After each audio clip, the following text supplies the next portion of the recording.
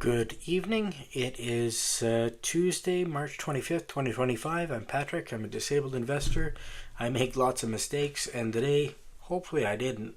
I'm, according to the bank, down about 0.5%, but I remember yesterday closing at about $92,400, and today I'm at $93,200. So I would say I'm up, but I guess things settle overnight, and it makes the accounting a little funky. So what are you gonna do? I made a couple of trades today. Bought 50 shares of an ETF called Vanguard Dividend Aristocrats, Canadian Aristocrats, which pays a monthly dividend of about 4% annually.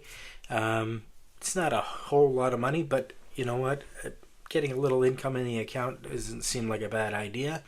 And a lot of the Canadian dividend payers are very consistent and reliable. So, I'm not worried about not getting paid.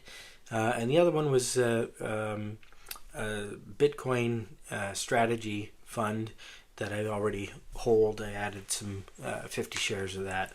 So hopefully not a mistake. Time will tell.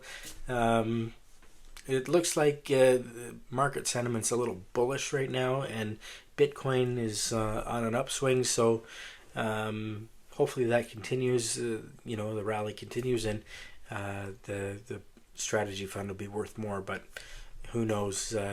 It was $25 when I bought it at first, and now it's down to 19. So I kind of made a mistake there, but it pays monthly at a fairly high rate. So time will tell. But that's all that happened for me today, other than getting a needle in the eye, which kind of sucks. But what are you going to do? Life goes on.